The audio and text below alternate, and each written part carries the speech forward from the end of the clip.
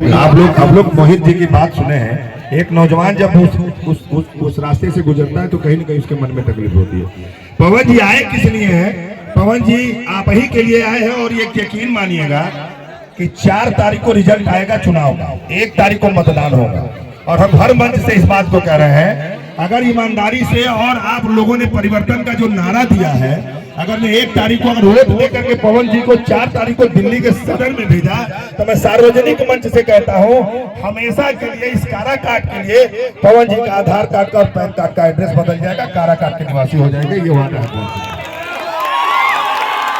और ये कल्पना करिए कि कितनी बड़ी जिम्मेदारी लेकर के आदरणीय पवन जी आए हैं।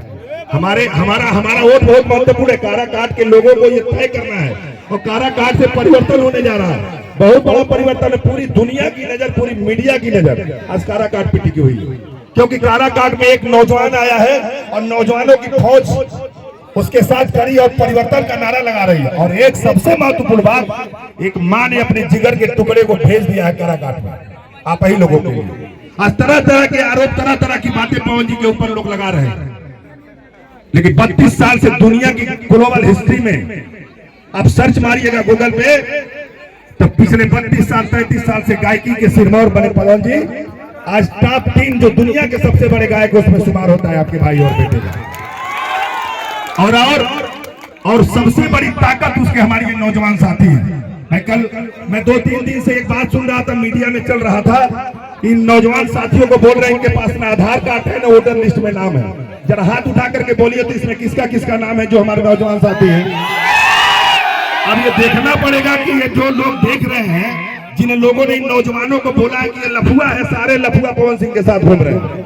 और मैं आपको एक बात बता देता हूं, वो बयान भी जारी होगा, लेकिन 1 तारीख को मैं कहूंगा जिसने इस शब्द का इस्तेमाल किया है, अपने नौजवान साथियों को कहूंगा कि घर से निकलते समय अपने बड़े बुजुर्गों का पैर छू करके आशीर्वाद लीजिएगा। और 1 तारीख को बताना कि नौजवानों की ताकत क्या है। और नौजवान जब अगराई लेता है तो यहां से लेकर के दिल्ली की कुर्सी हिलती है, इसमें से कोई शक नहीं। आज आपका बेटा और भाई आया है, सिर्फ इसलिए आया है कि काराकाट में 15 साल ठगी का काम किया है। यहाँ के नेताओं ने अदला बदली किया है, ना कोई विचारधारा रही, ना कोई राजनीतिक हैसियत रही। कभी आरजेडी में तो कभी 1 साल पहले किसी और दल में, साल भर बाद किसी और दल में। और क्या पता है कि आप वोट दे करके जिताओगे तो आज किस दल में है, कल किस दल में चला जाएगा। ये फैसला करना है आपको। और एक नौजवान जो अपने घर से कसम खा करके निकला है, जिसको उसकी मां ने भेजा है, आज पवन सिंह जी आपके बीच आए हैं तो ये सोच के आए हैं, निर्दल लड़ने के लिए कोई तैयार नहीं होता है, लेकिन कहीं ना कहीं उनके अंदर ये जज्बा था।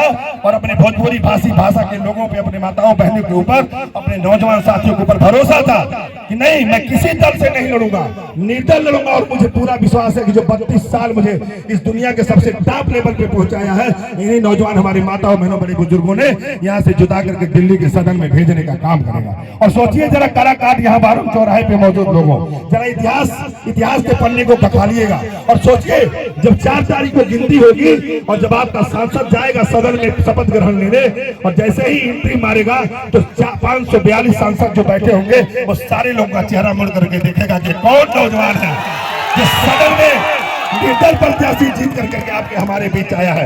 बड़ा भावुक पल होगा। और भावुक पल तो उस दिन भी था जिस दिन पवन जी ने अपने माँ का पैर छुआ और एक माँ ने रोते हुए कहा कि मुझे काराकाट की जनता और वहाँ के नौजवानों पर, वहाँ की माताओं बहनों पर बहुत भरोसा है। और जाओ, आज से मैंने तुमको काराकाट के हवाले कर। बहुत भावुक क्षण था मेरे भाइयों, तो कहने की जरूरत नहीं है।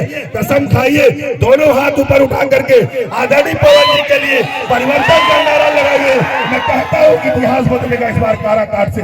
यही सब कहते हुए सीधे बिना किसी लाव लपेट के आदरणीय पवन जी से चाहूंगा बहुत सारा इसके बाद भी कार्यक्रम में आप आइए, हमारे भाइयों को संबोधित करें।